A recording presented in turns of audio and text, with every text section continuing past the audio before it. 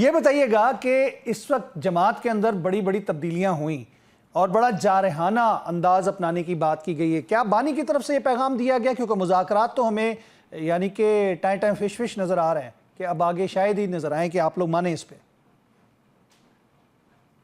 नहीं, देखिए, मुज़ाकरात हमने हुकूमत से मुअत्तल किए हैं, लेकिन मुज़ाकरात हमारी अपोजिशन जमातों के साथ तो मंसूर चल रहे हैं। हमने अपना एजेंडा दिया, नहीं वो तो बिल्कुल ठीक है, लेकिन रिवाइवल है जिसमें हुकूमती मुज़ाकरात की बात कर रहा हूँ मैं। हुकूमत से जो मुज़ाकरात हैं वो इसलिए मुअत्तल करने पड़े हैं कि एक तो उन्होंने हमारी मुलाकात ही नहीं करा सके, तो वो वाज़े तौर पे बड़े बड़े बेख्तियार हैं इन मामलात पे। इसके बाद मतलब वो डिप्टी प्राइम मिनिस्टर जिस कमेटी का हिस्सा और जिसमें स्पीकर साहब भी हों और मशीर भी हों, उनके बावजूद इतने पावरफुल लोगों के होने के बावजूद जो है वो मुलाकात भी ना कराई जा सके, तो फिर अपना उसमें क्या मामलात जो है वो आज रात 12 बजे तक का किए जा टाइम सके। दिया फिर है हामिद रजा साहब के घर के आज रात 12 बजे तक का टाइम दिया नहीं, वजीर वो आजम आज ने। रात 12 क्या कुछ कर रहा। नहीं, वज़ीर आज़म तो कौन होते हैं टाइम देने वाले? मुज़ाकरात में कोई डेडलाइन इस तरह से थोड़ी होती हैं। जब आप कुछ कर नहीं सके, जुडिशल कमीशन पे हमारा जो मुतालबा था उस पे भी आपकी कोई पेशरफ्त नहीं है। आप पार्लिमानी कमीशन की बात कर रहे हैं। हम जुडिशल कमीशन में एक न्यूट्रल अंपायर जो है उसके ज़रिए ये केस को प्रोव कराना चाहते हैं, इन्वेस्टिगेशन कराना चाहते हैं। हम चाहते हैं कि हम अपने एविडेंस भी सामने रखें। हुकूमत हमारे ऊपर इल्ज़ाम लगाती है, हमारे लोग शहीद हुए हैं, हमारे लोग ज़ख्मी हुए हैं, हमारे वर्कर्स जो है को डिटेन किया गया है, उनको आइन और कानून के मुताबिक ट्रीटमेंट जो है वो हो। तो ये हुकूमत नज़र आता है कि वो ये बेख्तियार भी है और इन चीज़ों को करने से कासिर भी है। तो हम इस चीज़ को जो है वो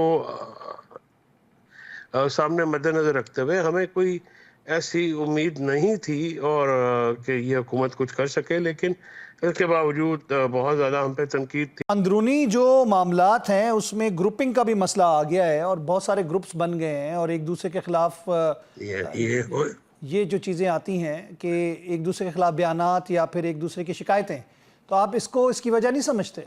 पीटीआई बहुत बड़ी पार्टी है, उसमें ग्रुपिंग का होना बड़ा ऑब्वियस है और वो जो है वो लोग होते हैं, लेकिन ये तो इख्तिलाफ राय है। अंदरूनी पार्टी के अंदर ओपिनियन होती हैं, मुख्तलिफ किस्म की ओपिनियन दी जाती हैं, लोग आते हैं। आपको क्या लगता है जो केसेस अभी चल रहे हैं और आप लोगों की अपीलें भी हैं जो कि हाई कोर्ट तक गई हैं, ख़ास तौर पे इद्दत निकाह केस के हवाले से उसको भी चैलेंज कर दिया गया है हाई कोर्ट में, आप समझते हैं कि इन केसेस को आप लोग दोबारा उसी तरह डिफेंड करेंगे जिस तरह पहले कर रहे थे, या फिर अभी जो मामलात हैं उनको आप लोग अपने सियासी मामलात की वजह से उसको डिले में लेके जाएंगे? नहीं, हम तो अपने केसेस को उसी तरह से विगरसली करेंगे। हम तो इसमें इसका नहीं, वो माजी में पहले ये था ना कि डिले टैक्टिक्स यूज़ की जाती है, वकील नहीं आते, कभी वकील तब्दील हो जाता है, कभी कुछ होता है, तो उस तनाजुर में बात करूं कि ये तवालत लेगा या फिर इसको आप लोग चाहते हैं कि फाइट करें? नहीं, ये जो वकील नहीं आते हैं तो रूटीन की होती हैं, तो वो तो होती रहती हैं, लेकिन वो अगर तवालत का कोई आपका ये मतलब है कि इंटेंशनली तवालत हो तो वो तो डिफरेंट होते हैं। मुझे ये बताइएगा कि जो जारहाना अंदाज अपनाने की बात की है जुनैद अकबर खान साहब ने, वो क्या हो सकता है? देखिए, जुनैद अकबर और आलिया हमजा जो हैं उनको लाने का मकसद ये है कि वो जो हमारे वर्कर्स उस लीडरशिप के साथ डिसग्रंटल हुए हैं जो कि शो अप नहीं कर सकी और हमारे एहतजाज के दौरान वो वहाँ पे मौजूद नहीं थी।